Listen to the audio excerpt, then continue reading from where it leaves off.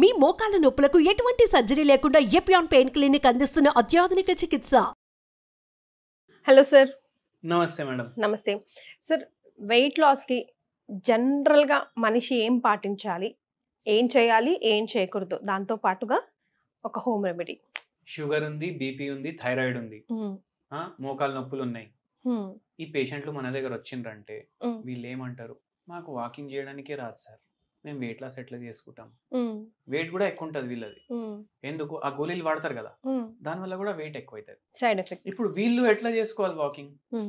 అయితే సింపుల్ గా నేను మీకు ఒకవేళ బరువు చాలా ఎక్కువ ఉందంటే ఫస్ట్ ఆలోచించండి, మీకు ఏదైనా అండర్ లైయింగ్ రోగం ఉందా, మీకు థైరాయిడ్ ప్రాబ్లం ఉందా, మీకు షుగర్ ప్రాబ్లం ఉందా, మీకు బీపీ ప్రాబ్లం ఉందా, మీకు పీసీఓడి ఉందా, మీకు ఏమైనా హార్మోనల్ చేంజెస్ ఉన్నాయా బాడీలో, దానివల్ల కూడా వెయిట్ పెరుగుతుంది కదా. ఇప్పుడు అది ఆ కండిషన్లో మీరు మన దగ్గర రావాలి.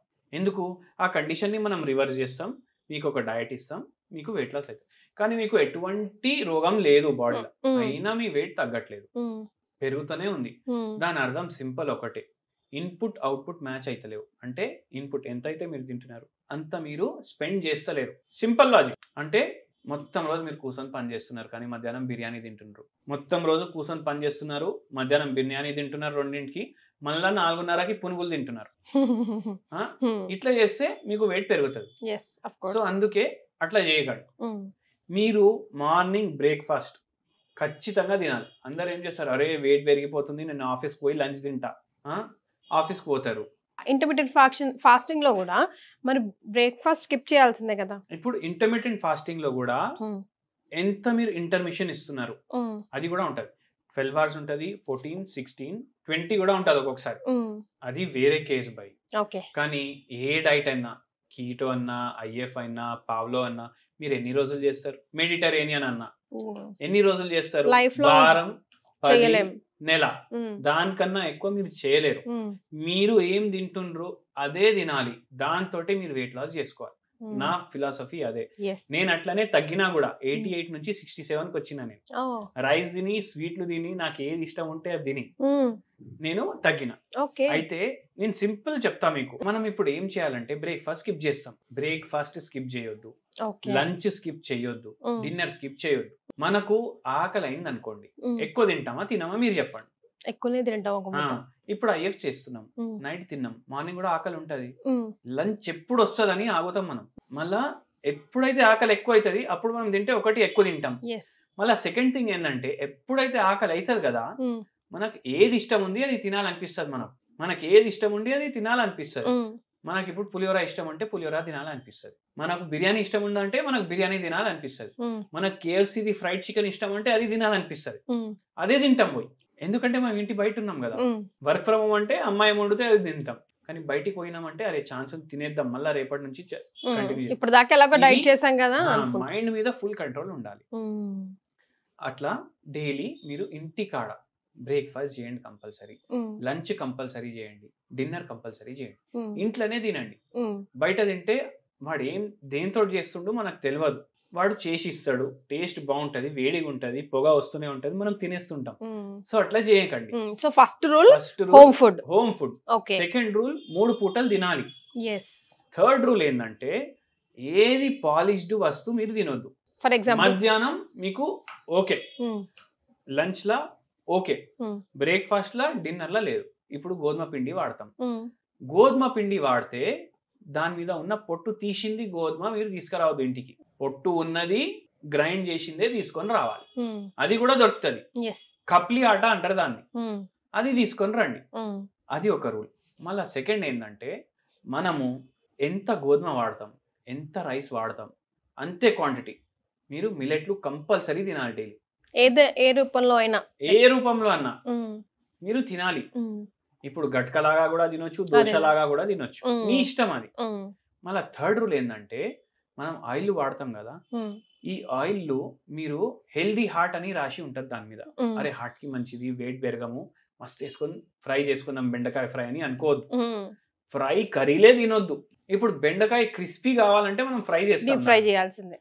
అందరు ఏమనుకుంటారు, అరే బెండకాయలో విటమిన్స్ ఉంటాయి, ఐరన్ ఉంటది, ఇవన్నీ ఉంటాయి, ఫ్రై చేసుకొని తింటే ఇంకా బాగుంటది, ఎంత హెల్దీ తింటున్నామని అనుకుంటారు. మళ్ళీ హెల్దీ ఆయిల్ వేస్తున్నారు దాంట్లో. అది అసలు మీరు హెల్దీ దాన్ని మీరు అన్హెల్దీ చేస్తున్నారు. అట్లా తినొద్దు, పులుసు లాగా చేసుకోండి. మీరు ఏం చేసుకున్నా ఎక్కువ ఆయిల్ వాడకండి. అట్లా మీరు చేస్తే మీరు కరెక్ట్ వేలో మీరు వండుకున్నట్టు. మళ్ళీ నెక్స్ట్ థింగ్ ఏంటంటే, ఇప్పుడు మధ్యాహ్నం మీరు కావాలంటే రైస్ తినండి, కానీ డైలీ ఎంత క్వాంటిటీ తింటారు దానికన్నా సగం. మార్నింగ్ ఎన్ని ఇడ్లీలు తింటారు దానికన్నా సగం. నైట్ ఎంత తింటారు దానికన్నా సగం. మనం టోటల్ ఫుల్ డేలా ఎంత అయితే తింటున్నాం దానికి సగం మనం తీసేసినాం, సగం క్యాలరీలు తీసుకుంటున్నాం. మళ్ళీ నెక్స్ట్ థింగ్ ఏంటంటే, కూర్చొని మనం తింటాం కదా, ఇప్పుడు బెండకాయ ఫ్రై చేసుకోలేదు, మనం పులుసు చేసుకున్నాం with very less amount of oil. అప్పుడు మీరు ఏం చేయొచ్చు, ఎక్కువ కర్రీ కలుపుకోవాలి. మీరు రైస్ ఇంతే తీసుకోవాలి, కర్రీ ఇంత తీసుకోవాలి. అంటే మనం రైస్ లా కర్రీ కలుపుతలేము, మనం కర్రీలో రైస్ కలుపుకుంటున్నాం. అట్లా తినాలి మీరు. ఎందుకు, rice the glycemic index curry కన్నా చాలా ఎక్కువ. అంటే మీకు ఆక్సిడేటివ్ స్ట్రెస్ డెవలప్ అయ్యే ఛాన్సులు ఉంటాయి, వెయిట్ పెరిగే ఛాన్సులు ఉంటాయి. అండ్ ఫైబర్ మంచిగా పోతుంది బాడీలో. ఫైబర్ ఎక్కువ పోతే ఏమవుతుంది, తొందరగా ఫుల్ అవుతుంది కడుపు.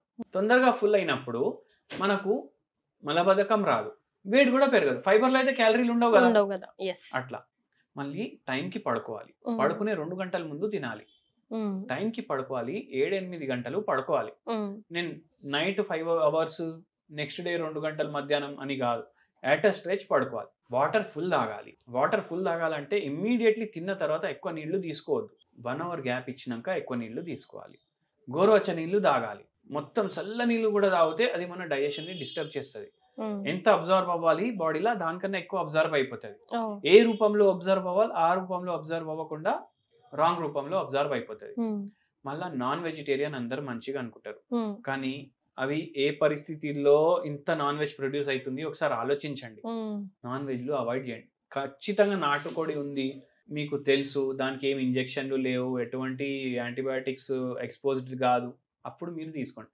అది కూడా మీరు డీప్ ఫ్రైలు చేసి తినకండి, కర్రీస్ లాగా చేసుకొని తినండి. ఇవి కొన్ని టిప్లు వెయిట్ లాస్ అవ్వడానికి. దీంతో పాటు ఒక హోమ్ రెమెడీ కూడా చెప్తాను. డైలీ మార్నింగ్ 1 గ్లాస్ గోరువెచ్చని నీళ్ళు తీసుకోవాలి. ఆ గోరువెచ్చని నీళ్ళు ఎట్లా ప్రిపేర్ చేయాలి మీరు, దానికి కూడా ఒక ప్రొసీజర్.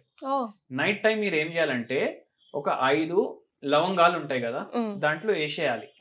ఆ వాటర్ ని అట్లనే వదిలేసేయాలి. నెక్స్ట్ డే మార్నింగ్ ఈ లవంగాలు ప్లస్ వాటర్ ని మీరు ఫుల్ బాయిల్ చేయాలి. బాయిల్ చేసి అది గోరువెచ్చనంగా అయినప్పుడు వరకు మీరు ఆగాలి. దీంట్లో మీరు నిమ్మకాయ ఒకటి పిండేసేయాలి. ఇది మీరు డైలీ మార్నింగ్ తాగాలి. దీంట్లో మీకు ఫ్యాట్ బర్నింగ్ కేపబిలిటీలు ఉంటాయి. అందరు ఏం చేస్తారంటే నిమ్మకాయ పిండేసి తాగుతారు. వాళ్ళందరూ ఏమనుకుంటారు, గోరువెచ్చని నీళ్ళలో నిమ్మకాయ తాగేసి మనకు మంచిగా వెయిట్ లాస్ అయిపోతుంది అనుకుంటారు. కానీ మొత్తం రోజు ఫుల్ తింటారు, ఎట్లా ఫ్యాట్ బర్న్ అవుతుంది?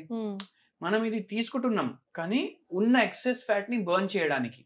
అప్పుడు మనం మైండ్ లో ఏం పెట్టుకోవాలి, మనం ఇంకా ఫ్యాట్ బాడీ లోపలికి పంపించొద్దు, ఇంకా కార్బోహైడ్రేట్ పంపించొద్దు, అది మైండ్ లో పెట్టుకోవాలి. అట్లా చేస్తే మనకు వెయిట్ లాస్ అవుతుంది. ఎందుకంటే దీంట్లో ఫ్యాట్ బర్నింగ్ కేపబిలిటీస్ ఉంటాయి, యాంటీ ఆక్సిడెంట్ ప్రాపర్టీస్ ఉంటాయి, మళ్ళీ దాని తర్వాత ఆక్సిడేటివ్ స్ట్రెస్ కూడా తగ్గిస్తుంది ఇది బాడీలో. అందుకే ఇది మనం చేస్తున్నాం. సింపుల్ రెమెడీ, ముసలోళ్ళు కూడా చేయొచ్చు, పిల్లలకి కూడా ఇవ్వచ్చు. ఎగ్జాక్ట్లీ, జస్ట్ మైండ్ గేమ్ అంతా. మీరు చెప్పిందంతా ఇంటెలిజెంట్ గేమే. మన బాడీని మన కంట్రోల్లో పెట్టుకొని you have to follow the rules and regulations. Thank you so much sir.